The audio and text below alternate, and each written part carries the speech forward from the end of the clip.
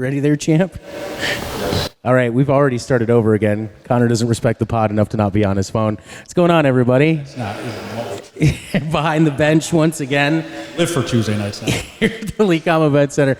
Tonight we are being joined by our first guest, Mr. Kohlman. How are you today? Good. How are you guys? Fantastic. So we've kind of started down this journey of really wanting to get to know more of the Aviators players, kind of your background, because it was funny. We were at the turkey giveaway today, and when she had asked, oh, are you guys all from Elmira? None of you are from Elmira at all. So where are you coming from?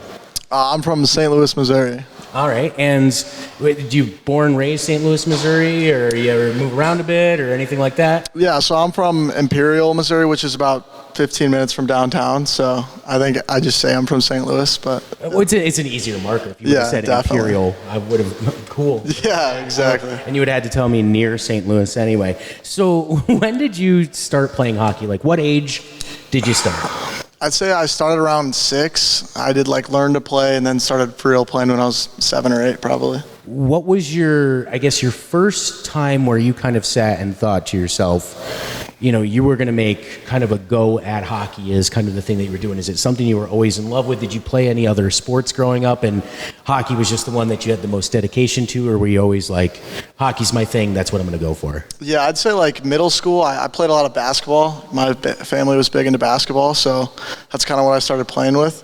But I'd say around 8th grade is when I started taking hockey really seriously. Coming into high school, I wanted to play varsity, so that was my goal. So I took it really serious about 8th grade.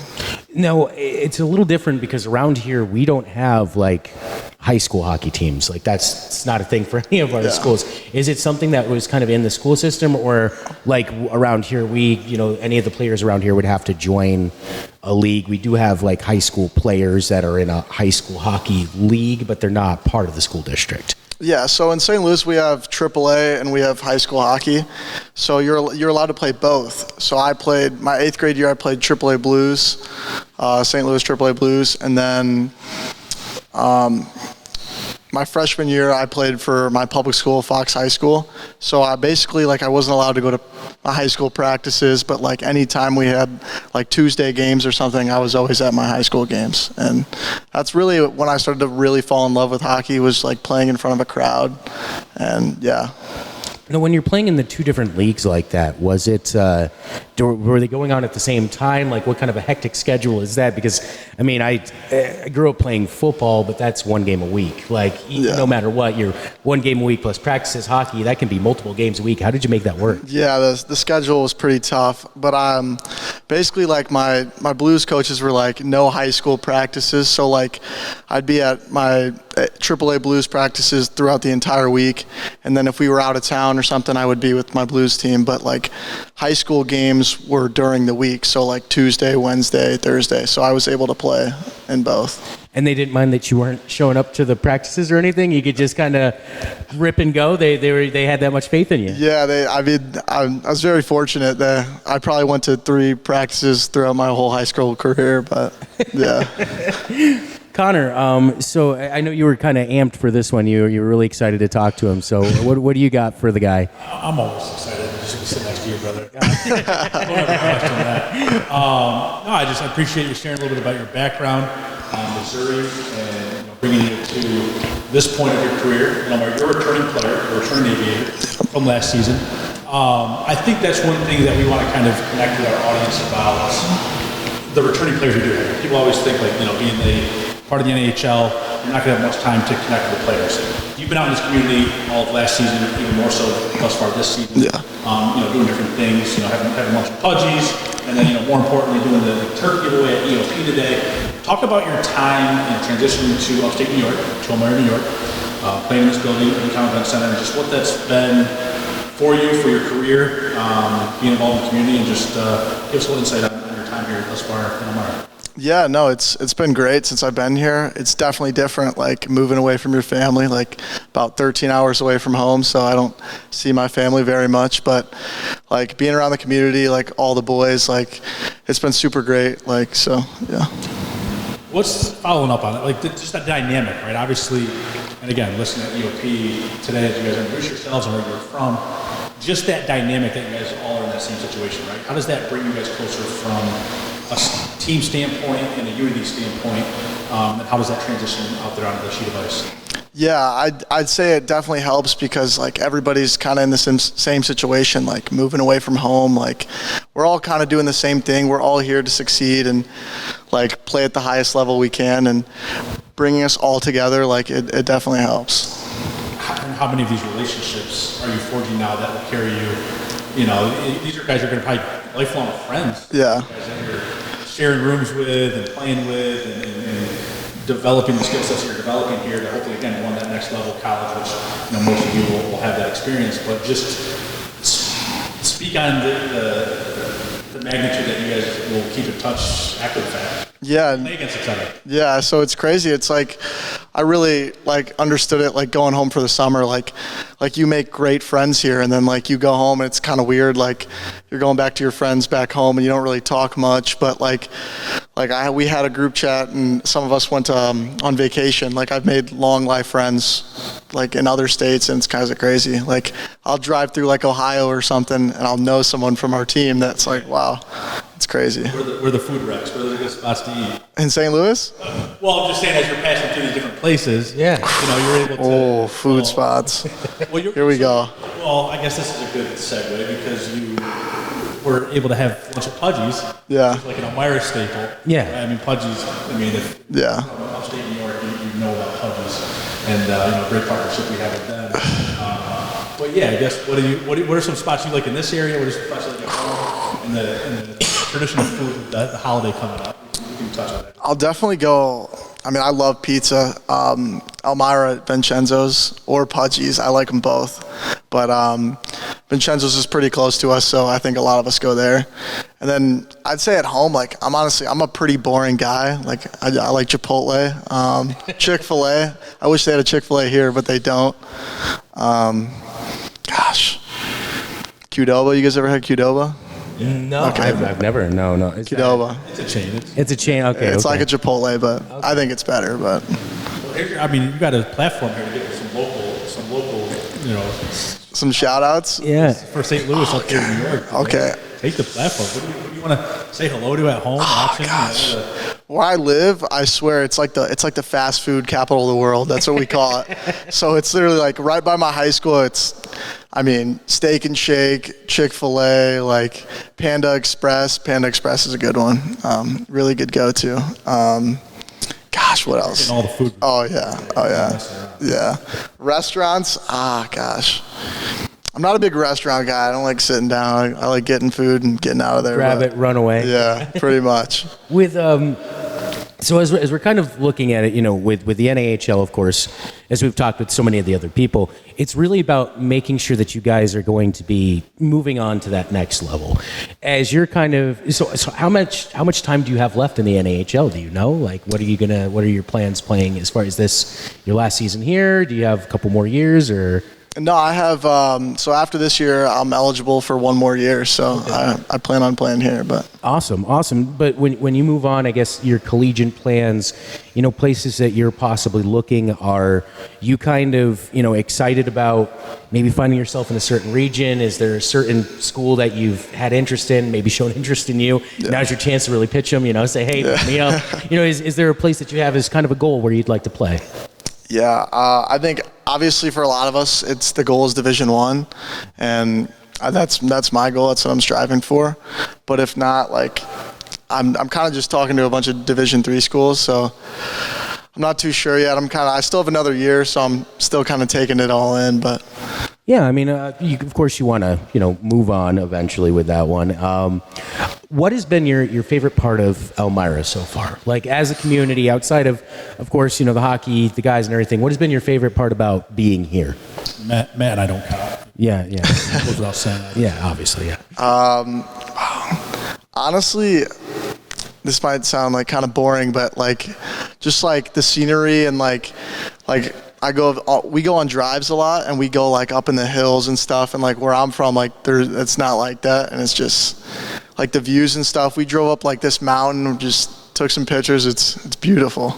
So there's a lot of places. I actually, for a little time, I lived in Topeka, Kansas. Okay. So like out there, it was funny because yeah. driving on the way back, as a real little kid, I remembered I knew we were getting closer to Grandma's house in New York because at first you could look and just see basically everything for the next 5 miles. Yeah. And then as we started getting into like Virginia, started making our way up into Pennsylvania, then you can see the hills, the mountains, and all of that. And all those mountains, it was beautiful. Completely different from what I was used to.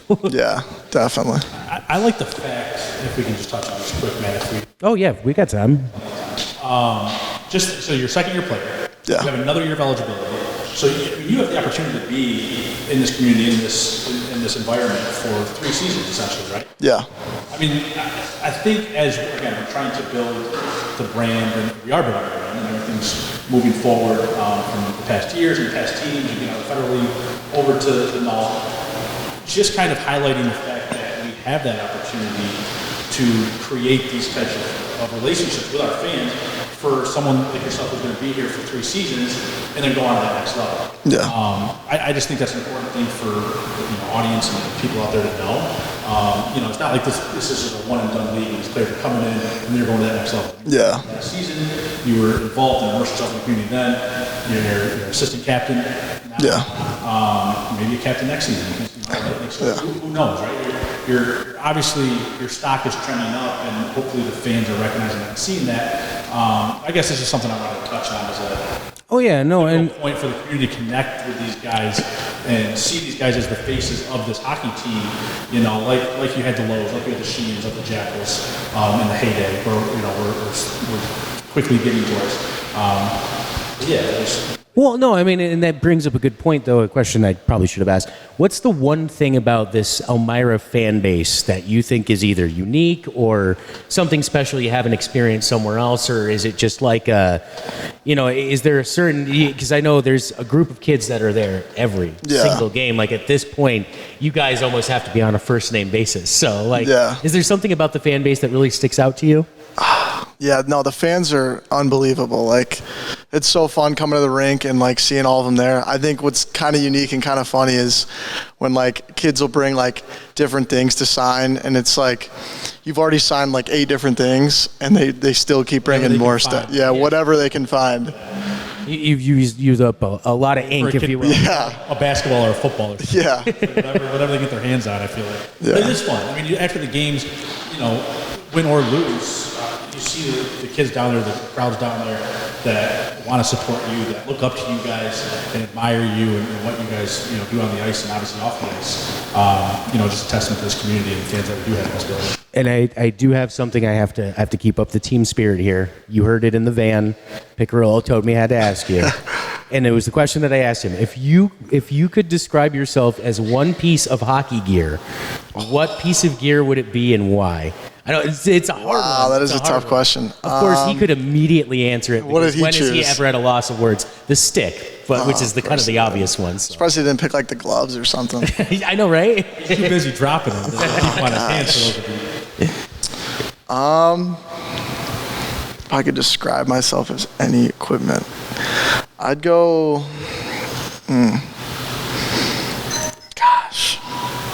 Maybe the skates.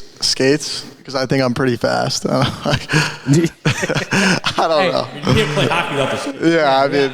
Essential. That's what it is. It's because you're essential to the team. Well, Mr. Kohlman, thank you so much for your time today. Thank you guys for having me. Thank you for joining us on Behind the Bench. Thank you. You're the man. We look forward to every night we get to watch you out there on the street. So thank you so much. Thank you, guys.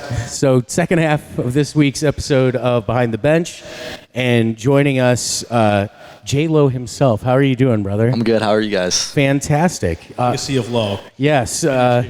You can watch his dad's episode a couple episodes back here on the YouTube channel if you want to do that. So your situation, we just got done talking to Jack, and yours is a little bit different. You're part of the Aviators Academy, which is kind of the newest piece of this whole Aviators, I guess, franchise, if you want to call it that, here in Elmira. What is that experience like for you, kind of being a part of that? Because I know from the discussion that we had with your dad earlier, that you were, at one point, you had to travel to be able to have these same opportunities. I guess, what is it like now to be able to kind of stay at home and have those same opportunities that you had to travel for before? Right. So it's great. I get to sleep in my own bed, wake up, head to the rink every morning, lift. Everything's 15 minutes away, 10 minutes away. So it's honestly great. And my dad doesn't have to drive 2 hours there for a 50-minute practice and 2 hours back. So it's awesome.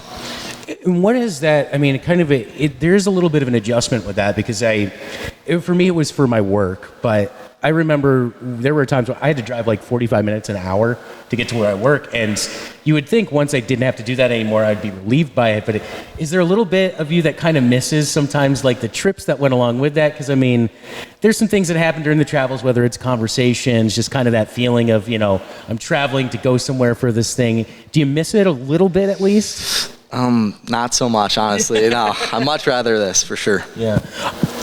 Yeah, playing right in your hometown. I mean, what can be done? I know like Matt said, we had your father on 2 episodes ago, and obviously going from Philly to playing up here. And what's it like skating in the same building and being part of a program that obviously with your dad a part of it and just the history here. What does that mean to you? From a hockey standpoint, from a family standpoint, tell me about that. Right, it's awesome, kind of continuing what he started here. So trying to live up to it's difficult, but we'll see what I got. You're doing just fine. I just want to let you know you're doing great in that, by the way. Well, there was a story that your mother brought to our attention, to Matt and I, to ask your father, but I think it just got lost in translation as the course of the episode. But there was something about you were in English or reading, or like reading the scoreboard. Yes. So, tell us a little bit about that. So we were out to dinner. I was probably 5 years old, and I got to work on my reading apparently back in the summer days.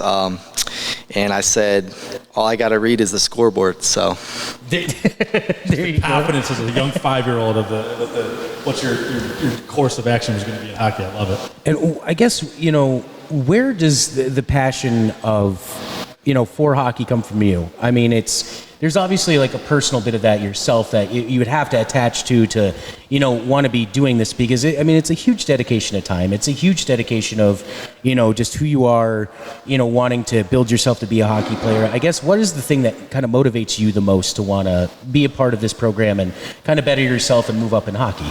I mean, obviously seeing what my dad did, like all that great stuff, and then also the time and money and everything my parents put into me playing hockey also drives me. So if you could, I guess, point out, what's your favorite part of it? Like, what's your favorite part of playing the game? Like when you're out there, you're on the ice and it's, the work you've put in, okay, game time now. I guess, what is your kind of frame of mind while you're out there? I mean, nothing else matters really. I'm with all my buddies, my family out there, and I'm just going to war with them, so it's great. I love it. I love that answer, all that mentality, going to war. Talking about just the experience of the day, I mean, you mentioned the gym, obviously being close to home. What's a day in the life for an aviator? Obviously we highlight the NAHL team here with our aviators and talking to Jack, but just to give some insight on this academy and what does that day in the life entail for you guys? So we wake up, we head over to the gym right next door, 9:30 lift. Right after lift, come back to the rink, shower. Mondays we have stairs, thanks to Coach Darren. And then right from stairs we head to right here in the rink for some school from 10 to 12. And then have some lunch right in the house here from the great food upstairs. And then after that we're on the ice from 2 to 3:30, and then we have an ice cut, and then 3:30 to 4:30, and then that wraps up our day. Now, how difficult do you find it being able to balance? Because I know sometimes when I was, even in high school playing football, stuff like that, the school life, the athletic pursuit, I mean, what you're doing is kind of more involved than most people are experiencing in their school careers. Like with me, yes, I played high school sports, but that was where it was ending for me. Like as soon as I graduated high school, fantastic there, my athletic career as far as that goes is over. And you're obviously looking to continue on much further. How do you find a way to kind of balance that, because this is a serious level of athletic competition with your school? It's obviously student first and then athlete, and my mom really helps me keep keep on track with my school. So, and everything's right at the rink, so it's pretty easy with that. And the other players with her role within the organization now. I mean, how's that been having? I'm sure her motherly tendencies and qualities is a great addition to the boys and everything. For sure, yeah. Like, she just, anything we need help with, we go to her, and she always figures out something like a mother would do. Too, right? As he's a lot of, like, you have the luxury of being here, right? But some of your teammates, I'm sure, with coming from other places and traveling, just to have that point of contact and someone that you're so close with. That's a cool point. I just wanted to touch on. Well, and I kind of, this might be my perspective, and I'm hoping I'm not getting you in any trouble, since where Dad is here actually watching this too. I found it hard for me because when I was growing up, both of my parents were actually part of the school district that I went to too. So it almost does, there is that kind of, they're over your shoulder, and you kind of have that like, all right, I'm going to make sure I'm extra dotting every I, crossing every T. How does that kind of affect your performance in a positive way, obviously, in school, but like how does that affect your performance, like when you're thinking, with the coaching staff, with your school, with everything, you kind of always have that parental figure there that, we all do it, I think, it's, you want to make your parents proud. You want to do everything you can to not let them down. How does that kind of give you a little extra motivation in both forms, school and, hockey? Yeah, so obviously my dad on the ice, he's always pushing me to be better, so that's always a good thing. And then my mom's making sure I'm getting all my schoolwork done, everything's on time, good grades and all that. So it's beneficial either way, so it's good. With this program here, there's obviously the chance for you to just move up within this program, but of course there's always the long-term goals. You're always looking at, what you would like to do with, whether it's hockey in general or, career-wise. Are you somebody who kind of can see yourself, obviously, you'd love to be able to play Division I hockey. You'd love to be able to go as far as you can in that.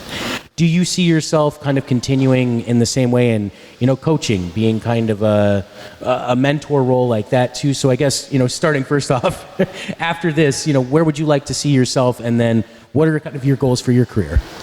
Obviously make the NA team eventually, and then from there Division I hockey, wherever that may be, or even D3, and then building a good resume to come back here even and coach or whatever they need me to do here to help. So it's kind of one of those things that people were, oh, hey, what about, these guys, they're only here for a few years. Like, you're already thinking long-term, dedicating yourself to the city, the program, and everything else that it goes along with the Aviators. Yeah, for sure. So you see yourself as, when Dad decides to step down as president of hockey operations, you'll be right there to step right in? That would be awesome. That'd be fantastic. Yeah, big shoes there you got, Phil. But, you guys are a tremendous family. It's good to see what you guys have implemented here with the hockey and everything, and just awesome program. First year with this academy, and I think there's all sorts of opportunity with it, and just partnership with Notre Dame, and we're just excited to see where it goes with it, see how your career develops, and see you out there on this ice for years to come. Yes, sir. Well, it's become the common question we ask all the hockey players, so I got to give it to you too. If you could describe yourself as one piece of hockey equipment, what would it be and why? You got 20 minutes to think about that. I know, okay. I'm going to go with shoulder pads, the chest protector. Kind of keep your whole body all protected, and big shoulders for sure. You're looking out for others on the ice. Yes, exactly. Yep. There it is. Well, J-Lo, thank you so much for joining us on the podcast. Thank you, guys. We appreciate your time, brother. Thank you. Years to come, this guy's going to be here. We'll see you guys later. Thank everyone. Happy Thanksgiving. Have a great Thanksgiving. We'll see you next week. It is Thanksgiving soon. I should have said happy Thanksgiving. Sorry. Dang it.